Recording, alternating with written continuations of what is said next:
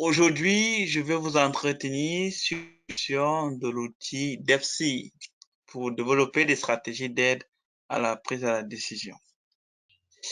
Alors, la semaine passée, on a fait un état des lieux sur les ressources halieutiques, la mégafaune aquatique, les habitats sensibles et le rôle lié à notre écosystème marin. Cela vous a été présenté de façon succincte. Dès lors, nous sommes tous conscients dès à présent de la richesse que renferme cet environnement. Next. Cependant, il vous a été présenté également les menaces et pressions que subissent ces ressources à travers la pollution, les captures accidentelles des espèces en danger d'extinction, la pêche INN non déclarée et non réglementée. En outre, ces problèmes de l'heure sont généralement inefficacement gérés par les parties prenantes et les décideurs, car les actions mises en œuvre sont parfois non coordonnées. Bien que chacune de ces actions peuvent être mises en œuvre avec succès dans un but particulier, mais les effets peuvent ne pas conduire à une amélioration des conditions environnementales souhaitées. Next.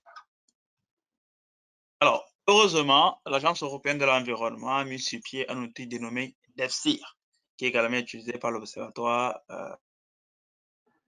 qui est un cadre permettant de structurer des indicateurs selon une logique de chaîne causale, d'accord, et d'améliorer la compréhension de l'environnement dans une approche systémique par l'interrelation des activités humaines d'une part et des ressources de l'autre part. Ainsi, c'est une présentation simplifiée d'une réalité complexe qui répond à trois grandes fonctions. La première est scientifique parce qu'elle permet d'évaluer l'état de l'environnement. La seconde, elle est politique parce qu'elle va permettre d'identifier les priorités et d'évaluer les performances de l'action publique. Et la dernière est sociétale parce qu'elle permet de faciliter la communication et d'inciter l'action dans le bon sens. Alors, vous allez voir que le DEFCI est constitué de 4 composants. On appelle les pressions, qu'on appelle les forces motrices, ensuite les pressions, suivies par l'état de l'environnement, qui suit par l'impact, et pour finir, des réponses. Next.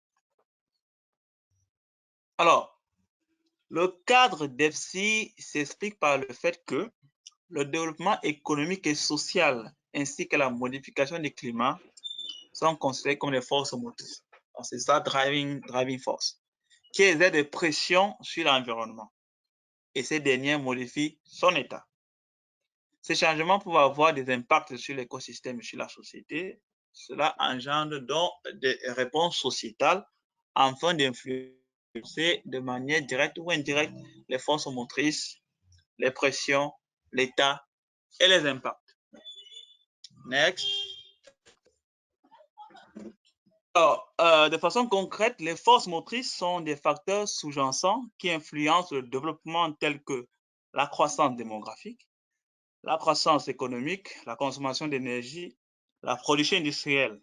Alors, comme indicateur, on peut avoir l'urbanisation, l'identité culturelle, l'industrialisation, faible application de la loi, changement climatique.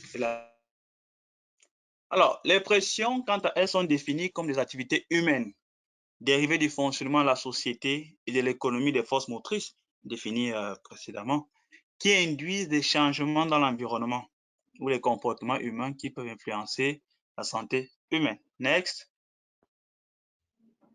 Alors, la composante d'état, quand elle désigne le statut de l'environnement naturel et la composante humaine, ces vénéfices interagissent pour affecter les composants de l'écosystème qui peuvent être mesurés par leurs attributs. Donc, parmi les indicateurs qu'on peut retrouver dans cette composante, on a les paramètres physico-chimiques que vous connaissez tous, qui ont été détaillés par le panéliste précédent sur les paramètres océanographiques. Il y a la diversité spécifique, l'abondance relative des espèces, la surface des herbiers des récifs, du moins en général les habitats sensibles, le niveau de connaissance de la population sur l'importance et le rôle de l'environnement. Next. Alors, pour ce qui est de la composante d'impact, se traduit par les changements dans la qualité de l'écosystème.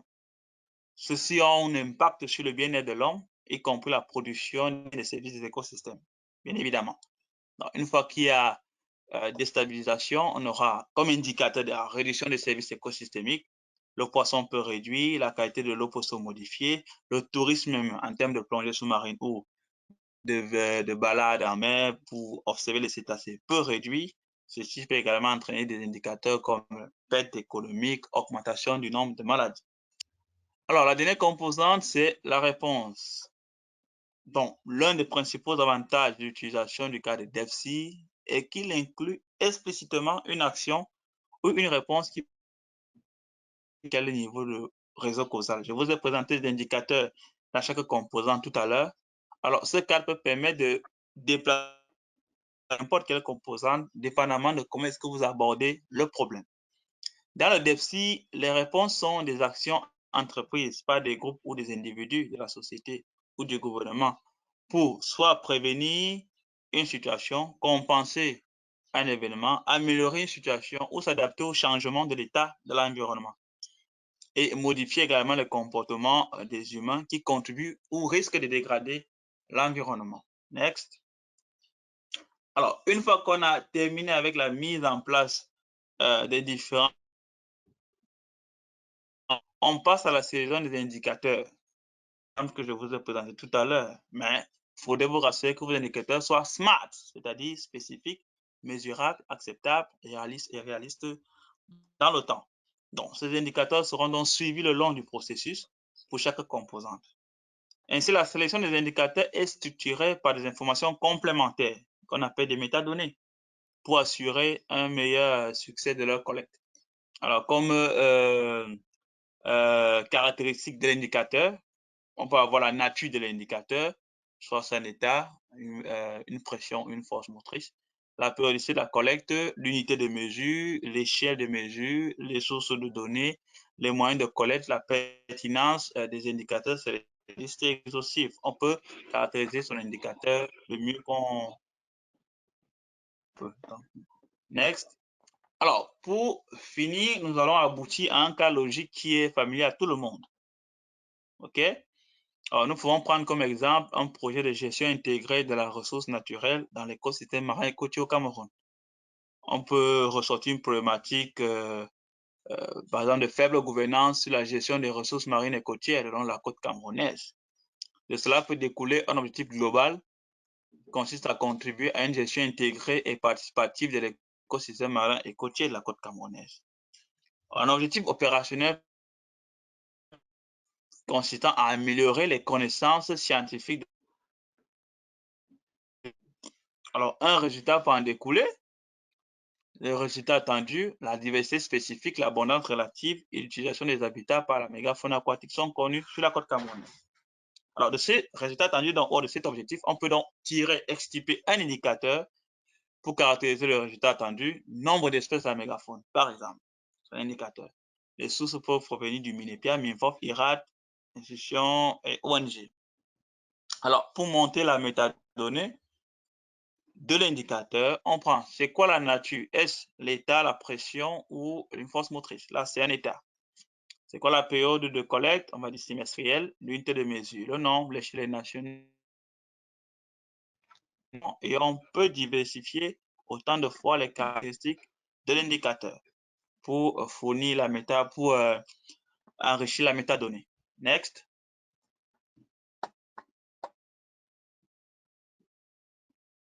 Alors là, c'était le cas d'un seul indicateur. Ceci permet donc d'avoir une série ou alors une base de données qui sera compartimentée en fonction des différentes composantes et qui auront chaque indicateur spécifique à son fonctionnement.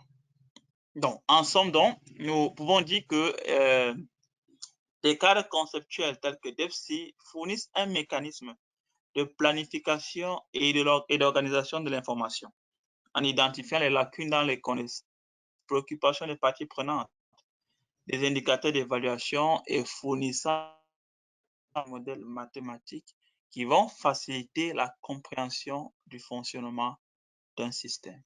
Next. Sur ce, merci pour votre aimable attention.